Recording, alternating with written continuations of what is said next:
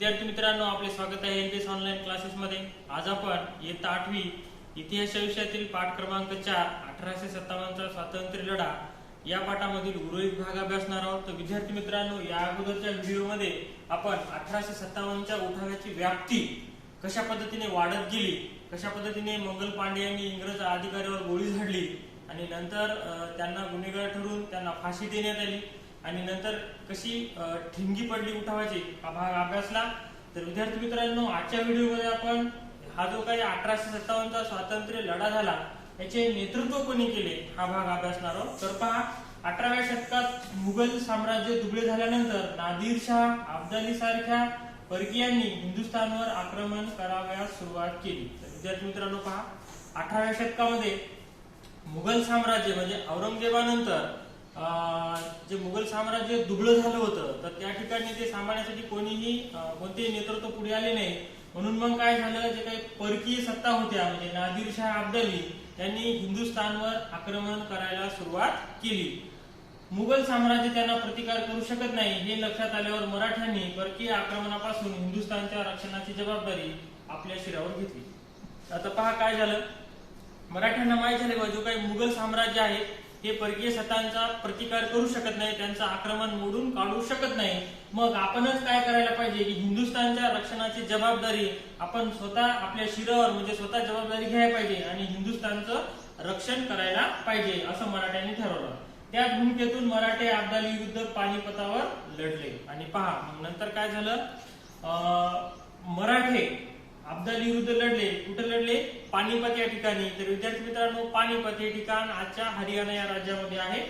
1857 च्या स्वातंत्र्य लढ्यात मुघल साम्राज्याचा वारसदार बहादूर शाह इंग्रजांविरुद्ध लढण्यास असमर्थ आहे। पहा, 1857 च्या स्वातंत्र्य लढ्यात जो मुघल साम्राज्याचा वारसदार होता बहादूर शाह, बरोबर आहे का, बहादूर शाह इंग्रजांविरुद्ध लढण्यास असमर्थ आहे। असमर्थ आहे म्हणजे त्याच्याकडे तेवढी शक्ती नाही किंवा त्याच्याकडे तेवढं सैन्य नाही।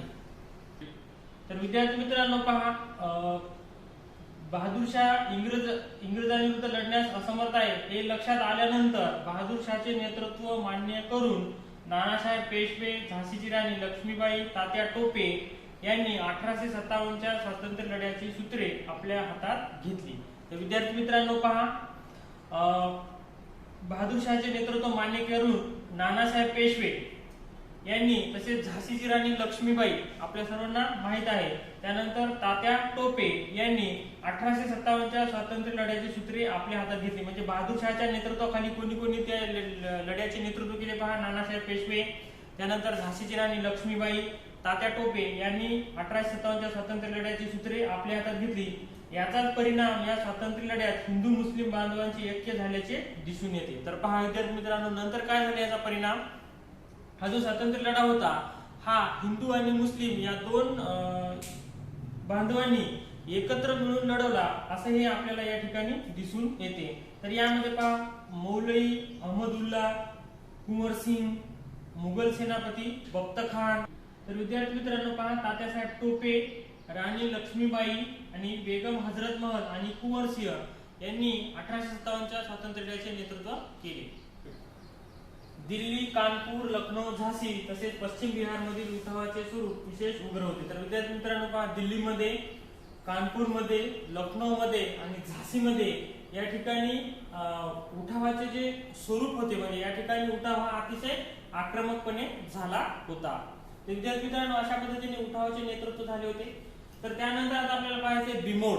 पहा, बिमोड म्हणजे काय, या शब्दाचा अर्थ आहे उठाव दडपून टाकणे। बिमोड म्हणजे काय, दडपून टाकणे किंवा मोडकळीस आणणे। तर पहा, भारतीय इंग्रजांशी प्राणपणाने लढले। जे भारतीय होते त्याच्यामध्ये सैनिक होते, सर्वसामान्य शेतकरी होते, व्यापारी होते, कामगार होते, हे सर्वजण इंग्रजांशी प्राणपणाने लढले म्हणजे सर्वस्व आपल्या पणाला लावून सर्व शक्तीनिशी ते लढले। मग यामध्ये सैनिक आले, जमीनदार आले, राजे, सेनापती व जनता ही होती। आता यामध्ये कोण कोण होता, सैनिक होते म्हणजे काही सैनिक इंग्रजांच्या सैन्यामध्ये सुद्धा होते, त्यानंतर जमीनदार होते जे की इंग्रजांच्या धोरणाला विरुद्ध ते असंतुष्ट होते, त्यानंतर काही स्थानिक राजे होते, त्यानंतर त्या राजांचे काही सेनापती होते आणि काही सर्वसामान्य जनता सुद्धा होती। हिंदी सैनिकांच्या नियोजित वेळेपूर्वीच उठाव सुरू झाला आणि पहा विद्यार्थी मित्रांनो, हा जो 1857चा उठाव होता तर हा नियोजित होता, परंतु हा जो उठाव नियोजित वेळेपूर्वी झाला, म्हणजे त्याची जी नियोजित तारीख ठरली होती त्या तारखेला न होता तो अगोदर झाला. सुरुवातीला हिंदी सैनिकांना यश मिळत गेले, परंतु इंग्रजी सत्तेची सैन्य संख्या व प्रशासकीय ताकद मोठी होती. सुरुवातीला बराकपूरच्या छावणीमध्ये जे इंग्रज सैनिक होते, इंग्रजांच्या अधिपत्याखाली भारतीय सैनिक, त्यांनी उठाव केला, परंतु त्यांना थोडासा प्रतिसाद मिळाला, पण इंग्रजांच्या सैनिकांपुढे किंवा त्यांच्या शक्तीपुढे ते फार काळ टिकू शकले नाही. इंग्रजांनी उठावाचा बिमोड साम दाम दंड भेद या नीतीप्रमाणे केला. आता इंग्रजांनी काय केलं, उठाव मोडून काढण्यासाठी साम काही जणांना समजावून सांगितलं, दाम काही जणांना पैसे दिले, आपल्या बाजूने वळून घेतले, दंड काही जणांना शिक्षा केल्या.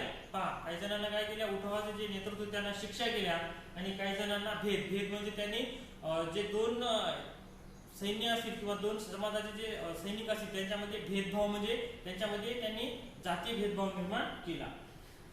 या धक्क्यातून इंग्रज सत्ता लवकर सावरली आणि त्यांनी पुढील 6 महिन्यानंतर गेलेली ठिकाणी परत मिळवली. तर पहा विद्यार्थी मित्रांनो, 1857चा उठाव त्यांनी मोडून काढला, आणि हा जो त्यांना उठावाचा धक्का बसला होता, त्यांनी काय केला, त्या धक्क्यातून ते लवकर सावरले, म्हणजे लवकर त्यांनी सर्व काही परिस्थिती नियंत्रणामध्ये आणली, आणि त्यांनी पुढील 6 महिन्यातच गेलेली जे काही ठिकाणी होती, म्हणजे हिंदी सैनिकांनी किंवा उठावकर्त्यांनी जे काही ठिकाणावर ताबा मिळवला होता, ही सर्व ठिकाणे त्यांनी परत मिळवली.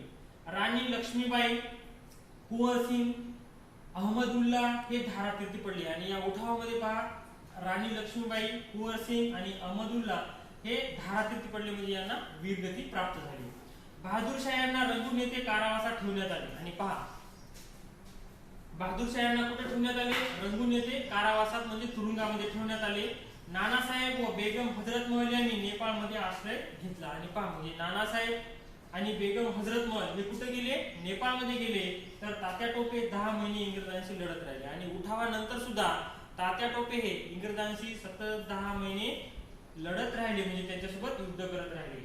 पण फितुरीमुळे ते सापडले, आणि मग कोणीतरी फितुरी केली, त्यांच्यासोबत विश्वासघात केला, आणि तात्या टोपे सापडले, त्यांना फासावर जावे लागले, आणि मग नंतर त्यांना पकडून फाशी देण्यात आली. त्यांना सुद्धा वीरमरण प्राप्त झाले.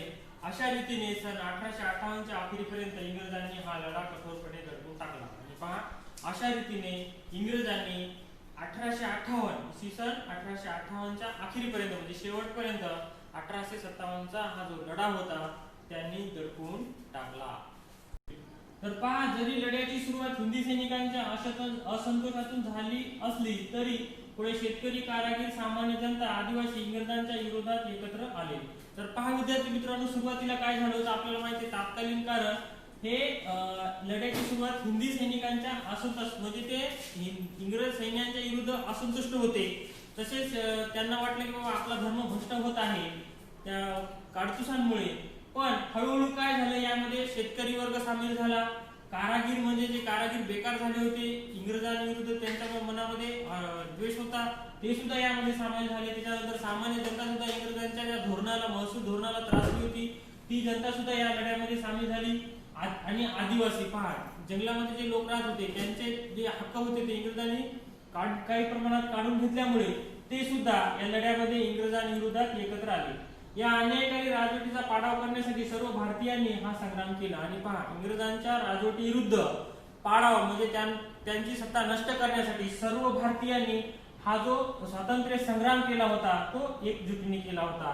मग या लढ्यामध्ये हिंदू होते, मुसलमान होते, आणि विविध जाती जमातीचे लोक मोठ्या ताकदीने उभे राहिले. पहा, आता या लढ्यामध्ये सर्व जाती धर्माचे लोक आले, यामध्ये हिंदू होते, मुसलमान होते, आणि इतर सुद्धा जाती जमातीचे लोक मोठ्या ताकदीने या लढ्यामध्ये उभे राहिले, म्हणजे त्यांनी या लढ्याला साथ दिली. इंग्रजांचे भारतातून उच्चाटन करणे हे सर्वांचे समान ध्येय होते. आणि पहा, इंग्रजांना भारतातून पळवून लावणे किंवा त्यांना त्यांचे उच्चाटन करणे, म्हणजे त्यांची सत्ता जी आहे ती मुळासकट उखडून टाकणे, हे या सर्वांचे समान ध्येय, म्हणजे एकच ध्येय होते. या पाठीमागे स्वातंत्र्याची प्रेरणा होती, म्हणूनच या लढ्याचा व्यापक राष्ट्रीय स्वरूप प्राप्त झाले. पहा, आणि या पाठीमागे म्हणजे हा जो 1857चा उठाव होता याच्या पाठीमागे स्वातंत्र्याची प्रेरणा होती. म्हणजे कुठेतरी लोकांना असं वाटत होतं की आपला जो भारत देश आहे हा इंग्रजांच्या तावडीतून मुक्त व्हावा आणि आपल्याला स्वतंत्रपणे जीवन जगता यावं या पाठीमागे स्वातंत्र्याची प्रेरणा होती. म्हणूनच या लढ्याला व्यापक राष्ट्रीय स्वरूप प्राप्त झाले आणि मग याचा परिणाम असा झाला की हा जो लढा होता याची व्याप्ती हळूहळू वाढत जाऊन ती पूर्ण भारतभर याची व्याप्ती वाढत गेली. विद्यार्थी मित्रांनो, अशा पद्धतीने आपण आज उठावाचे नेतृत्व हा आणि बिमोड म्हणजे कशा पद्धतीने 1857चा उठाव इंग्रजांनी मोडून काढला हा भाग अभ्यासला. जो उर्वरित भाग आहे तो आपण नेक्स्ट व्हिडिओ मध्ये अभ्यासणार आहोत. थँक्यू.